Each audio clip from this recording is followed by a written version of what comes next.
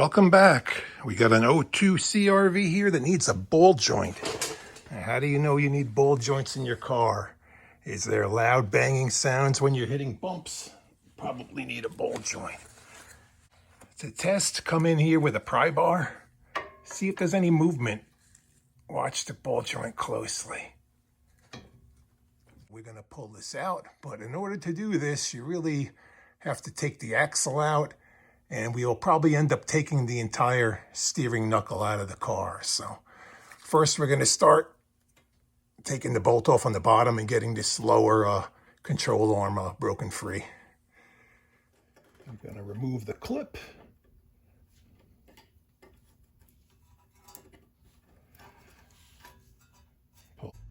This is a 17mm nut.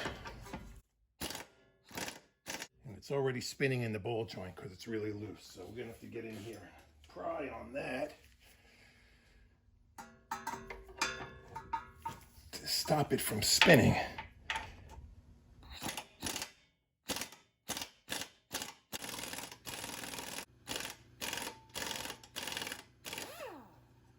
You need to remove the axle nut, 36mm. Power tools make this a little bit easier to do. Make sure the axle moves. It's loose, that's good. We're going to remove the whole caliper assembly and the bracket, the big 17mm bolts on the inside over here. To pull those off, we'll pull the brake caliper and the pads out of the way and hang them up by a wire over here to get them out of our way. Then we'll have these bolts to remove. And the tricky part about this is the ABS sensor line. We're going to try to get it disconnected down over here, a 10mm bolt, but usually they're rusted in there. So instead we might have to unclip all the lines, and there's a plug right back over there. So we'll try getting it out from here. I don't think we'll be successful, but we'll attempt it. And this way we'll be able to pull the whole knuckle off and work on it on the bench. Okay, the caliper's out of the way. We got to get to these bolts later. First, we're going to work on this stubborn ABS sensor. We're going to try getting it out from over here. That's a 10mm bolt. Usually they're rusted in place, but I'll give it a shot. I'm not going to spend too much time. If not, we'll disconnect it from the other end. The bolt didn't snap off. That's a good sign, but will it come out? I'm going to say no. So we're going to put it back and take it off on the other end. The ABS wire, there's a bracket here, 10mm bolt. There's another bracket up there, 10mm bolt, and the plug is hiding right there. So we're going to pull the brackets off first and then work on getting that unplugged. Brackets are off. Now we can get the plug over here. Got to push on the tab and separate that from that wire there. I need two hands to do that. All right, that's unplugged. It's going to stay over here now with the whole assembly.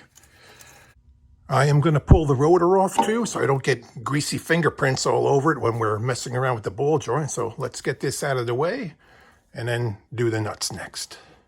The rotor is out of the way. We're ready to remove the knuckle. It's 22mm and 19. We'll take these two bolts out and this whole assembly will come out of the car now. Hang our caliper up a little bit higher here so the knuckle will come out a little bit easier. So, yeah, a little more room. Get our bolts out of the way.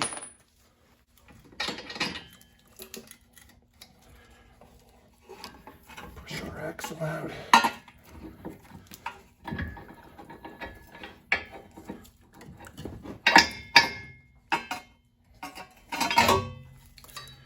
There you go. We got the knuckle assembly clamped into a vise. We need to remove the rubber boot around here with a little clip. Sometimes there's a retaining clip under this. I'm not really sure. I'll have to pull this off first and we will see, and then we have to drive this out. So let's get the boot removed first. Just going to pry it off with a screwdriver. That was easy. There is no retaining clip on this one, so it just needs to be banged out. Here is the new joint. Comes with a snap ring. Once you press it in, snap ring is going to retain it. No snap ring was put in originally from the factory. So if you have a snap ring on yours, that means it was already changed once before. So let's get the old joint out right now. Not an approved use for a socket, but you got to get the job done. So give it a few whacks with the hammer, see if it moves.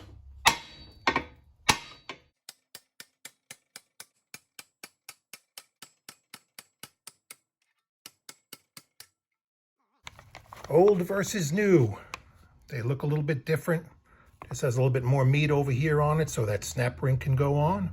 The boot is sealed on this. There is no grease fitting. You could buy aftermarket ones with a grease fitting in them also, but where the axle runs, it's kind of difficult to get a fitting in there unless it's like an angled fitting, and no one will grease it anyway. So just put what the factory put in, the sealed one. This one lasted a long time already, so. Threads are all messed up on this also too. I actually suspect that this ball joint wasn't tight into the control arm. It's not actually the ball joint itself that was loose, but it has a little bit of play in it, but nut wasn't tight when a control arm was changed in this car.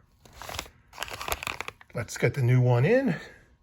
Now, you can bang it in with a hammer. That's really not recommended. Hydraulic press, if you have access to one, would work good also. But what I have is a 3-in-1 ball joint tool like this, available at your local discount tool supplier, and that's where I bought this one from. So it actually works pretty decent for what it is. Sometimes you could actually get in and do it on the car without actually removing the whole knuckle using this thing, but it's difficult to hold, and you're fighting with all the pieces from it, so take it out of the car and get it done.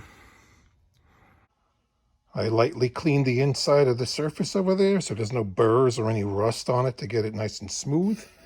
Ball joint's going to fit in over here, interference fit, and it's going to have to be sucked in there. So we will try to set our clamp up on the outside. It's difficult to hold it. Might end up putting the actual little clamp into the vise and then having this float. See what works the best. I'm going to put a little bit of light grease or oil on there so it'll be lubed when it slides in. The retaining ring is going to hold it in place, so it won't move around afterwards. The adapters aren't quite working out for this, so let's see if we just get this started with this setup here. We got our big socket that we use to take off our axle, and we're going to just get this going a little bit here. I don't like how that's sitting on that part of the ball joint, but let's get it sucked in a little ways.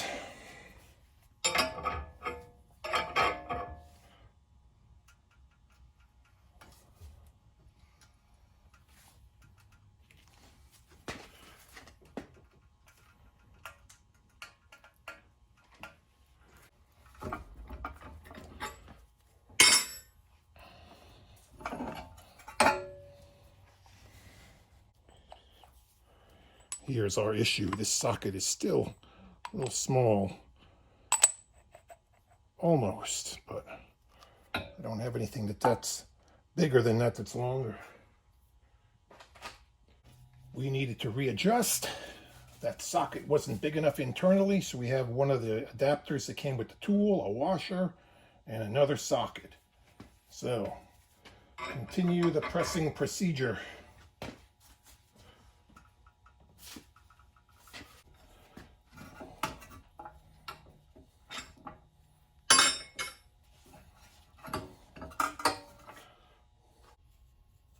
Install a snap ring.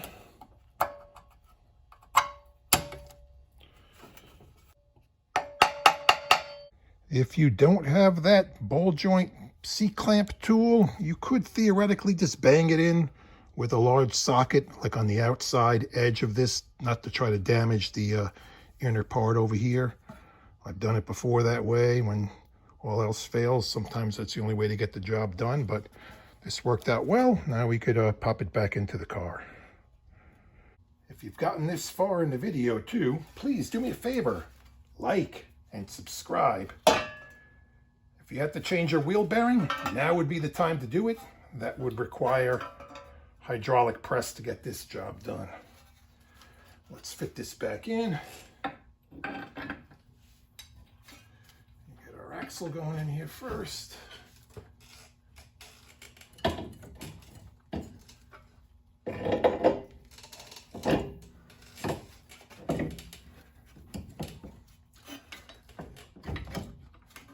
And fit everything back up. Thank you for watching.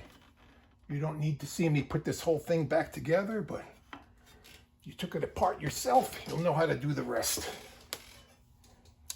Thanks.